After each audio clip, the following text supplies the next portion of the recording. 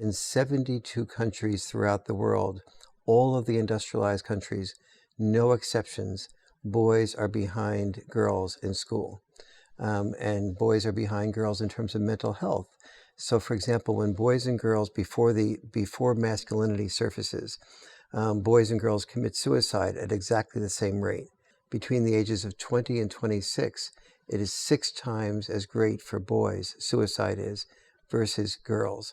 And so this is just the surface examples that something is troubling boys. And one of the reasons we're here in Iowa is because this is the presidential primaries. We're going to be seeking candidates out and meet them early enough in the game that we can have access to talking to them and vetting them to find out who we want to invite to come to a conference in July.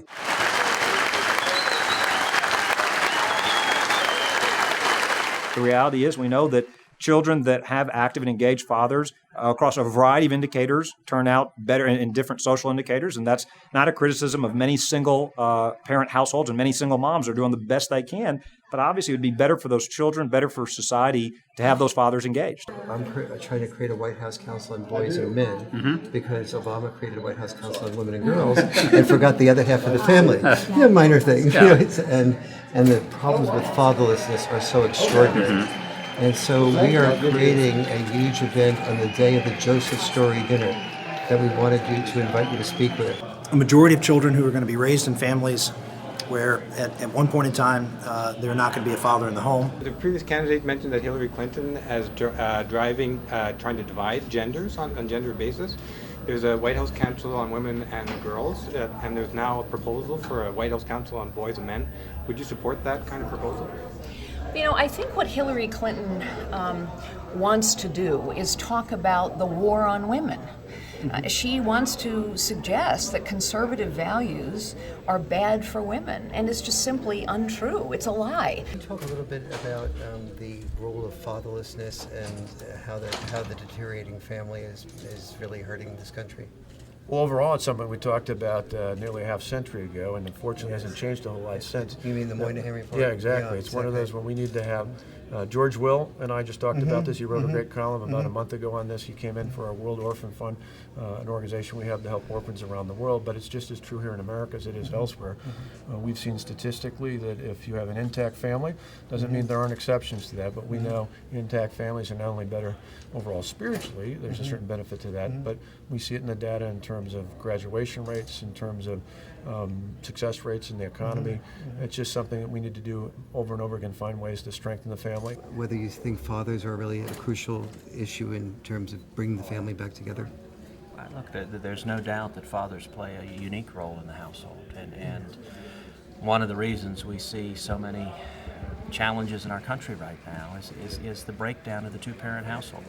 Would you be ready to do something about that, to change the policies to be more father-friendly? Sure, I'd be happy to look at those policies and see. We certainly shouldn't be discriminating against fathers or making it harder for fathers who want to play a loving and nurturing and positive role in their children's lives.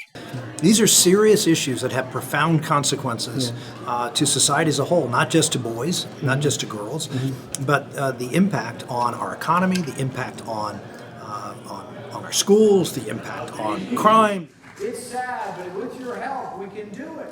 But then someone's got to say something. You've got to speak out. How are you on veteran affairs? There's quite an issue with veteran suicide. Sure. I think there's 22 a day now. Yeah. How do you feel about helping the veterans, or is there something we can do about that? Would that be an issue for you? It would be a huge issue because there's nobody in all of America that deserves the first fruits of our treasury more than veterans. They're the ones who kept their promises to us, and these were promises that involved the potential loss of their life and limb. This country has a moral obligation. It's not just a legal obligation, which we have. We have a moral obligation to fulfill the promises that we made to them. And if it means that we have to take apart every monument in Washington, chip the stones into souvenirs and sell them off to pay for it, that's what we've got to do because they've kept their promise. And anything less than our keeping promises, really destroys the credibility of our government. Is Washington aware that there are 22 veteran suicides per day? I would like to think that they are aware, but I don't know that they have acted on their awareness. And the lack of attention that we give, and the fact that many veterans with PTS are made to wait for long periods of time is an embarrassment to the country. Did you make this an issue in your administration? Absolutely, yeah.